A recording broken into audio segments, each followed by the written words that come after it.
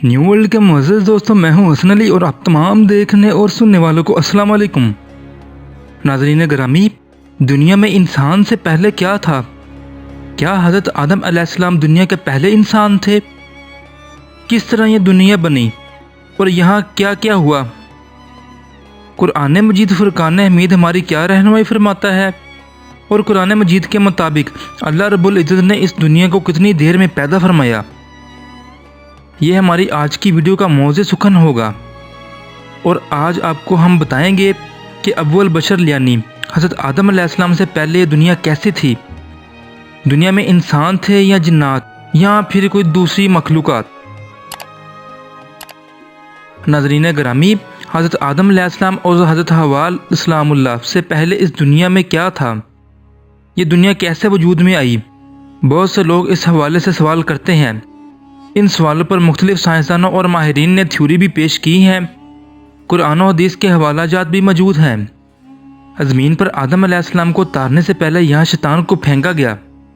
हज़रत आदम अलैहिस्सलाम की तख्लीक से पहले इन्हें जन्नत में भेजा गया और फिर फरिश्तों को हुक्म हुआ उस जदूल आदम यानी आदम को सजदा करो, जिस पर शैतान ने इनकार कर दिया। इसी वजह से इब्लीस को जन्नत से निकाल कर ज़मीन पर फेंक दिया गया, जहाँ वो हज़ारों साल रोता रहा। और फिर इसने अल्लाह से क़यामत तक मोहलत लेकर औलाद आदम को राह रास्त से भटकाने की कसम उठाई। नाज़रीन, इब्लीस चूँकि एक जिन था और आग से बना हुआ था, इसलिए क़यास किया जाता है कि हज़रत आदम अलैहिस्सलाम की पैदाइश से पहले जिन्नात मौजूद थे।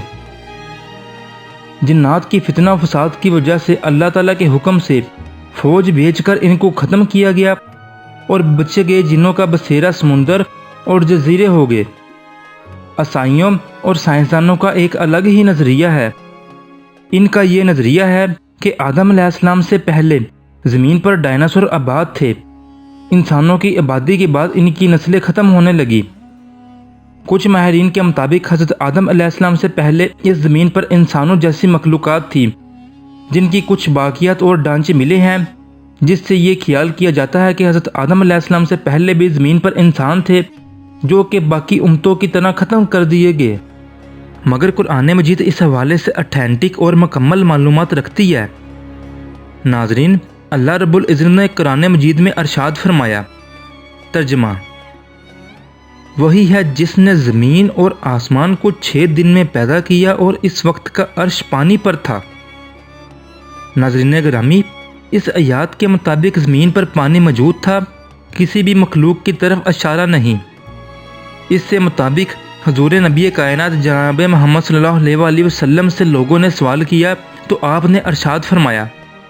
हज़रत अबू ज़रीन औकेली रज़ियल्लाहु अन्हु से रवायत है, आप सल्लल्लाहु अलैहि वसल्लम से उस वक्त के लोगों ने सवाल किया था, या रसूलुल्लाह सल्लल्लाहु अलैहि वसल्लम, इस दुनिया में आदम अलैहिस्सलाम से पहले क्या था? तो नबी रहमत ने जवाब दिया कि सिर्फ अल्लाह था, ना ऊपर हवा थी ना नीचे, और अर्श पर पानी था।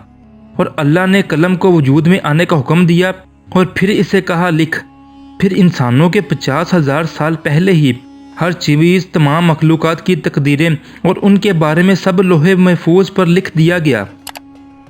नाज़रीन गिरामी, बुखारी शरीफ में बयान है कि एक दफ़ा नबी करीम सल्लल्लाहु अलैहि वसल्लम के पास यमन से एक वफ़द आया और कहा, हमें आपसे इल्म लेना है कि इस दुनिया में हज़रत आदम अलैहिस्सलाम से पहले क्या था? तो आप सल्लल्लाहु अलैहि वसल्लम ने फरमाया, सिर्फ़ और सिर्फ अल्लाह, और ना ऊपर हवा थी ना नीचे, और सब की तकदीरें लोहे कलम पर महफूज कर दी गईं।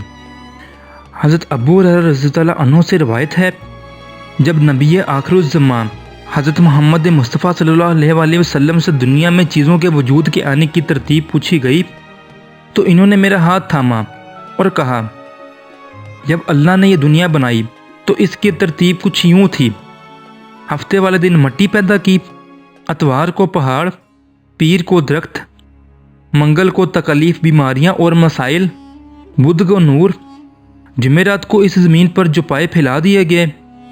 जुम्मे के मुबारक दिन असर से रात के दरमियान अल्लाह ताला ने हज़रत आदम अलैहिस्सलाम को पैदा फरमाया और जिन्नात को 2000 साल पहले ही आग से पैदा कर दिया गया था। और इस तरह यह दुनिया वजूद में आई और आदम अलैहिस्सलाम ज़मीन पर आए और इसके बाद इंसानों की नस्लें चली।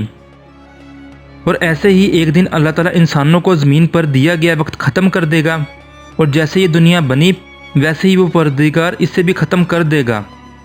ناظرین گرامی، اگر آج کی بات کی جائے تو عساکر رحمۃ اللہ علیہ نے دنیا کی مجمل تاریخ اس طرح لکھی ہے کہ حضرت آدم علیہ السلام اور حضرت نوح علیہ السلام کے درمیان 1200 برس کا فاصلہ ہے۔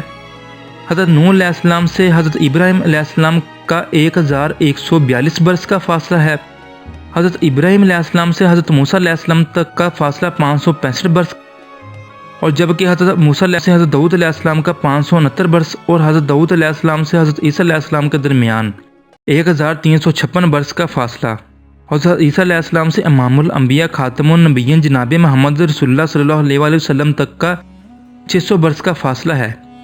اس حساب کے مطابق حضرت آدم علیہ السلام کی دنیا میں تشریف لانے سے اب تک تقریباً 9288 برس گزر چکے ہیں۔ جی تو ناظرین، امید ہے کہ آپ کو ہماری یہ ویڈیو پسند آئی ہوگی۔ اگلی ویڈیو آنے تک اپنا اور اپنے پیاروں کا خیال رکھیے گا، اور اپنے میزبان کو دے اجازت۔ اللہ نگہبان۔